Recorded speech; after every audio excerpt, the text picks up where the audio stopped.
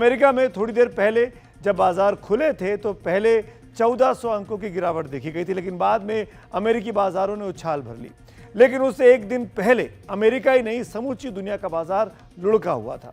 यह स्थिति ट्रंप के उस बयान के बाद पलटी कि निवेशक बेवकूफ़ी ना करें, हालात जल्द बदल जाएंगे। अब आप देखिए कि किस देश में बाजार में कितना हाहाकार मचा, यानी आज बाजार कितना ज़्यादा गिरा।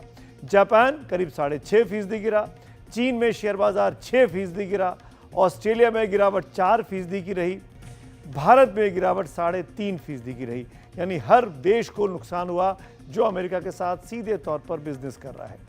तो देखा आपने कि कैसे टैरिफ का टेरर दुनिया भर में ऐसा फैला कि दुनिया भर के शेयर बाजार धराशायी दिखे। और इसकी सबसे बड़ी वजह है कि आज के दौर में दुनिया का लगभग हर मुल्क अमेरिका के साथ सीधा व्यापार करता है। अमेरिका में इस्तेमाल होने वाला ज़्यादातर सामान या खाने पीने की चीज़ें दूसरे देशों से वहाँ पर पहुँचती हैं। ऐसे में जब इन पर ट्रंप टैक्स बढ़ा रहे हैं तो महंगाई और अव्यवस्था तो छाएगी ही, जैसा कि अमेरिका में होने की आशंका है। इसीलिए मंदी की बात की जा रही है। दुनिया के तमाम एक्सपर्ट इसे ट्रंप की टैरिफ नीति की हार बता रहे हैं, लेकिन ट्रंप हैं कि मानते नहीं। वैसे सिर्फ बाजार ही नहीं बल्कि अमेरिका के लोग भी ट्रंप से बेहद खफा दिख रहे हैं। और जिस तरह वहां लोग ट्रंप के खिलाफ सड़कों पर उतर आए और लगे हाथ एलन मस्क की लानत मलानत कर रहे हैं, उससे साफ है कि ट्रंप का फैसला अमेरिकियों को भी रास नहीं आ रहा है। Switzerland 61% to 31%, Indonesia, Malaysia, Cambodia.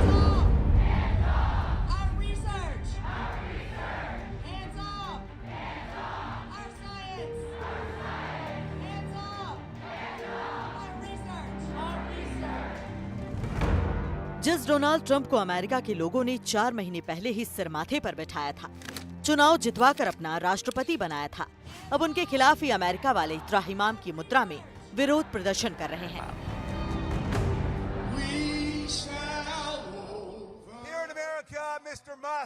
Musk, यहाँ अमेरिका में न्याय बिकाऊ नहीं है और हम लाखों डॉलर के पुरस्कारों के लिए राज्य के सर्वोच्च न्यायालय के न्यायाधीशों की लॉटरी नहीं लगाते। हमारे वोट खरीदने की कोशिश करना बंद करो, हमारी सरकार को लूटना बंद करो और हमारा डेटा चुराना बंद करो। हमें अपने टूल बॉक्स में मौजूद हर चीज को इस्तेमाल करना चाहिए। हम अपने आंदोलन के किसी भी हिस्से को नजरअंदाज नहीं कर सकते। हमें आपसी सहायता की जरूरत है, हमें विरोध की जरूरत है, हमें सीधी कार्रवाई की जरूरत है, हमें विधायी रणनीति की जरूरत है, हमें अदालतों में मुकदमा चलाने की जरूरत है, क्योंकि मैं आपसे वादा करता हूं कि हमारा विपक्ष अपने टूल बॉक्स में कोई भी उपकरण नहीं छोड़ेगा। हम जिस दौर से गुजर रहे हैं उसमें आक्रोश से कई ज्यादा चीजों की जरूरत है। इसके लिए कार्रवाई की जरूरत है, क्योंकि हम जो हमले देख रहे हैं वे सिर्फ राजनीतिक नहीं हैं, वो व्यक्तिगत हैं। वे हमारी किताबों पर प्रतिबंध लगाने की कोशिश कर रहे हैं, वो HIV रोकथाम निधि में कटौती कर रहे हैं, वे हमारे डॉक्टरों, हमारे शिक्षकों, हमारे परिवारों और हमारे जीवन को अपराधी बना रहे हैं। ये डोनाल्ड ट्रंप का अमेरिका है और हम इसे नहीं चाहते। हम वो अमेरिका चाहते हैं जिसके हम हकदार हैं, जहां सम्मान, सुरक्षा और आजादी हम में से कुछ लोगों की नहीं बल्कि हम सभी की है।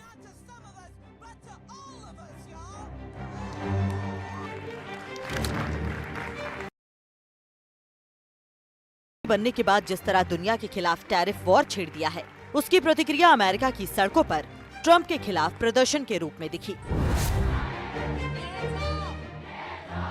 ट्रंप तो ट्रंप के साथ एलन मस्क के खिलाफ भी अमेरिका के सभी 50 राज्यों में प्रदर्शन हुए। इन विरोध प्रदर्शनों में लाखों लोग शामिल हुए। इनमें सिविल राइट ऑर्गेनाइजेशन, मजदूर संघ, LGBTQ+ वॉलंटियर्स, पूर्व सैनिक और चुनावी कार्यकर्ता शामिल थे। CNN की रिपोर्ट के मुताबिक देश भर में 1400 से ज्यादा रैलियां की गईं। ये लोग सरकारी नौकरियों में कटौती, अर्थव्यवस्था और मानवाधिकार जैसे मुद्दों पर सरकार के फैसलों का विरोध कर रहे हैं। लोगों ने हाथों में तख्ती लेकर विरोध किया, जिस पर लिखा था कि ट्रंप, तुम हमारे अधिकारों से दूर रहो।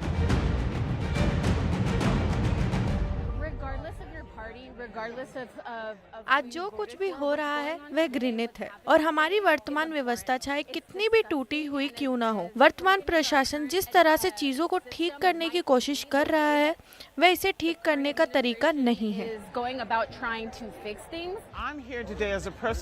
मैं आज यहाँ एक विकलांग व्यक्ति के रूप में अमेरिका में उन सभी 7 करोड़ लोगों के लिए खड़ा हूँ जो किसी न किसी कारण से मेडिकेयर प्राप्त करते हैं। वे महत्वपूर्ण हैं, उनकी आवाज महत्वपूर्ण है।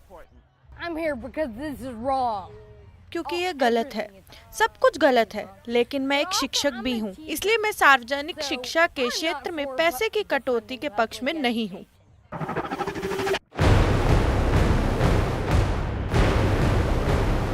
अब आप समझ लीजिए कि ट्रंप और उनके जोड़ीदार एलॉन मस्क से अमेरिका के लोगों की नाराजगी क्यों है। दरअसल ट्रंप के रेसिप्रोकल टैरिफ पर दुनिया की तीखी प्रतिक्रिया से अमेरिका के लोगों को लगता है कि उनके बाजार का भट्ठा बैठ जाएगा। लेकिन ट्रंप का कहना है कि उन्होंने रेसिप्रोकल टैरिफ अमेरिका में प्रोडक्शन बढ़ाने के लिए लगाया है। वहीं मस्क से लोगों की नाराजगी सरकारी नौकरियों में कटौती के कारण बहुत ज्यादा बढ़ी है, क्योंकि मस्क ही ट्रंप प्रशासन में डिपार्टमेंट ऑफ गवर्नमेंट एफिशिएंसी के प्रमुख हैं। इस पर मस्क का दावा है कि उन्होंने करदाताओं के पैसे बचाने के लिए ही सरकारी नौकरियों में कटौती की। लेकिन ये दलीलें अमेरिका के लोगों के गले के नीचे नहीं उतर रही हैं। शिक्षा, सामाजिक सुरक्षा, मेडिकेयर, मेडिकेड दिग्गजों के अधिकार हैं, समलैंगिक समुदाय, सब कुछ, हर कोई खतरे में है। और यह वो अमेरिका नहीं है जिससे मैं प्यार करती हूँ। हमारे आदेशों और शक्ति संतुलन के करने वाले तत्वों का क्या हुआ? We all bleed red. Take care of each other. और जिस वक्त अमेरिका के लोग अपने अंधकारमय भविष्य के डर से ट्रंप के खिलाफ हल्ला बोल रहे थे, उस वक्त ट्रंप का काफिला फ्लोरिडा में उनके गोल्फ कोर्स में मौज मस्ती के लिए बढ़ रहा था। इसे ही तो कहते हैं कि जब रोम जल रहा था तो नीरो बंसी बजा रहा था। एनडीटीवी इंडिया की रिपोर्ट।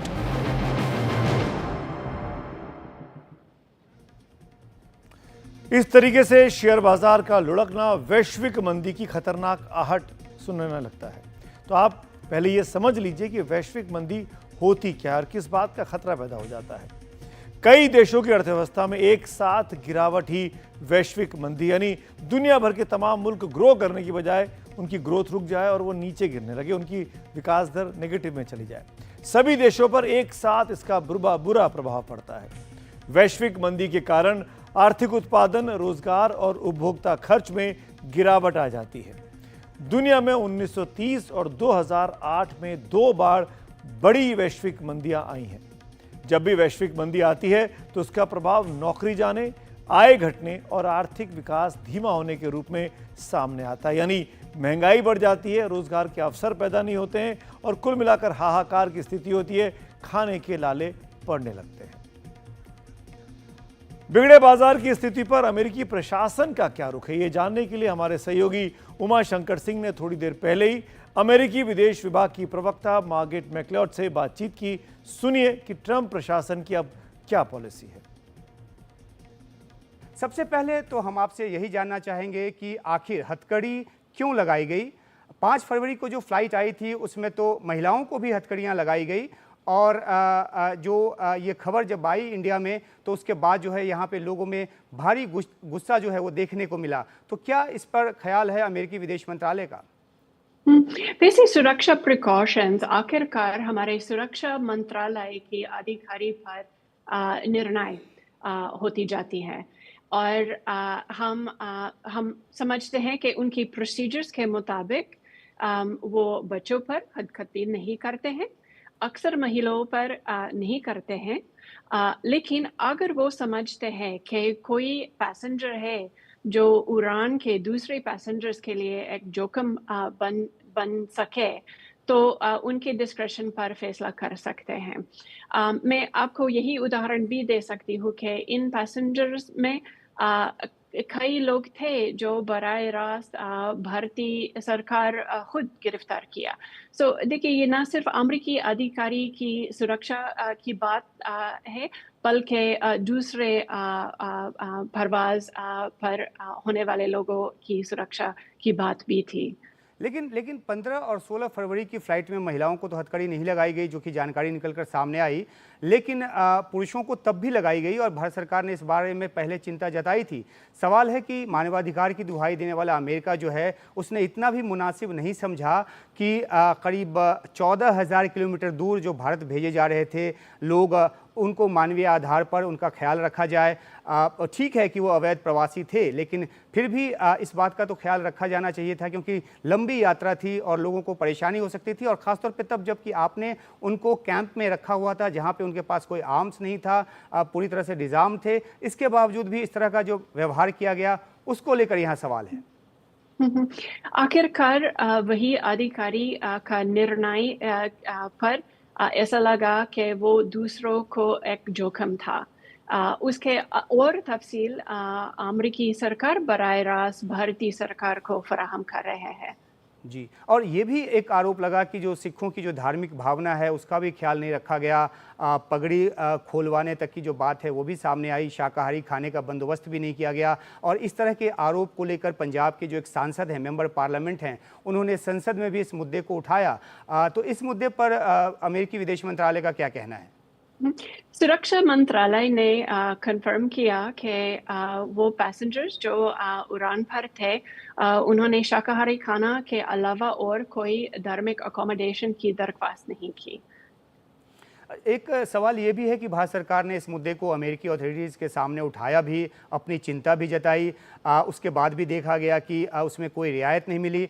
हमारा सवाल आपसे ये है कि अभी कितने और अवैध प्रवासी जो हैं भारतीय जो कि डिपोर्टेशन लिस्ट में वहाँ पर हैं, और क्या उनको भी इसी तरीके से हथकड़ी और पैर में बेड़ियाँ लगाकर भेजा जाएगा, और वो भी सैन्य विमान से, या कोई दूसरा तरीका अपनाया जाएगा, खासतौर पे भारत सरकार की चिंता जताने के बाद? हमारे ख्याल में वो संख्या हर दिन बदलती रहती है, क्योंकि हम और लोग जो अवैध तरीके से अमेरिका आए मिल रहे हैं। अगर आप वो अप्रीहेंशंस जो अभी तक हुआ, आप हमारे कस्टम्स एंड बॉर्डर पेट्रोल के साइट पर ढूंढ सकते हैं। काफ़ी साफ और स्पष्ट से लिखे हुए हैं। हम भारतीय सरकार के साथ सहयोग कर रहे हैं ताकि उनकी शनाख्त कंफर्म करके रिपेट्रिएशन कर सकते हैं और अपने वतन वापस कर सकते हैं। तो कहीं ना कहीं उनके जो मानवीय अधिकार हैं उनको लेकर सवाल पैदा होता है, और अमेरिका जो कि पुरोधा बनता है मानवाधिकार का, कहीं ना कहीं सवाल उसकी छवि को लेकर बनता है। तो देखिए, लोगों को और विकल्प है। लोग अपने आप से अमेरिका से बाहर जा सकते हैं, और हमारा एक नया सुविधाएं हैं जिसका नाम CBP होम ऐप है।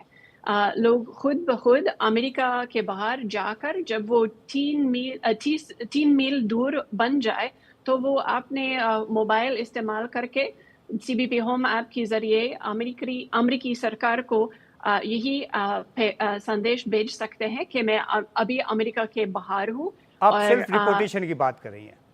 जी हाँ, सेल्फ डिपोर्टेशन की बात। और अगर आपने अपनी तरफ से भेजना है तो वैसे ही भेजेंगी जैसे अब तक भेजा गया है, खासतौर पे पिछले 3 फ्लाइट में, हथकड़ी लगाकर और सैन्य विमान से? हम अलग अलग विकल्प के बारे में बात करने के लिए तैयार है। एक उदाहरण है कि हम उज़्बेकिस्तान के साथ, जब उज़्बेकिस्तान ने एक चार्टर फ्लाइट की इंतज़ामिया किया, लेकिन हम सिर्फ वही लोगों पर रिस्ट्रेंट्स करते हैं जो दूसरों को जोखिम बनते हैं। जी, तो आपके कहने का मतलब ये है कि अगर भारत सरकार की तरफ से सैन्य विमान भेजा जाए या वापसी का बंदोबस्त भारत सरकार की तरफ से किया जाए तो आप उनको उस तरीके से भेजने को भी तैयार हैं? वो सब तफसीली बात सरकारी बातों में हो जाएगी, लेकिन हम अलग अलग ऑप्शंस के बारे में बात करने के लिए तैयार है।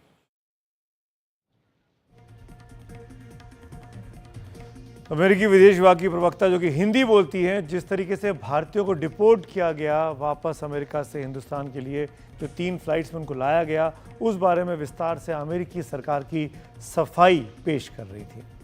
और आइए वापस लौटते हैं आज की बड़ी खबर टैरिफ टेरर की तरफ। और अब आपको बता देते हैं कि जब हालात गंभीर लग रहे हों और पैनिक बटन दबा हुआ हो, दुनिया भर में शेयर बाजार गिर रहे हों, उस वक्त आप जैसे आम निवेशकों को क्या करना चाहिए, क्योंकि आज बहुत बड़ी तादाद में हिंदुस्तान में बच्चे, बड़े, महिलाएं, पुरुष शेयर मार्केट में इन्वेस्ट करते हैं, म्यूचुअल फंड्स खरीदते हैं। तो आइए सबसे पहले जान लीजिए कि क्या करना चाहिए। पहली बात तो ये कि बिल्कुल ना घबराएं, शांत रहें, शांत चित्त के साथ, और ऐसे वक्त में वेट एंड वॉच की नीति अपनाएं, यानी पहले सब्र करें और ध्यान से देखिए क्या चल रहा है। दूसरी बात यह कि हमेशा लॉन्ग टर्म निवेश करें जिसमें पैसा डूबने का खतरा बहुत कम हो जाता है। यानी ये नहीं हो कि सुबह पैसा लगाना है शाम को निकाल लेना है। जो इस तरह का काम करते हैं उनके लिए ये वक्त अच्छा नहीं है। लॉन्ग टर्म निवेश की बात करें। और तीसरी बार ये कि SIP के जरिए निवेश अपना जारी रखें, यानी निवेश करना बंद ना करें। इस वक्त आपकी SIP की कीमत कम है, आप ज़्यादा मात्रा में खरीद सकते हैं। ये राइट समय SIP में इन्वेस्ट करने का। चौथी बात है कि घबराहट में आकर अपने शेयर ना बेचें, बेचने से आपको नुकसान हो सकता है। और पांचवी बात कि ये घरेलू उपभोग वाले सेक्टर्स ऐसे समय में निवेश के लिए बेहतर होते हैं, उन पर ज़रूर ध्यान दें।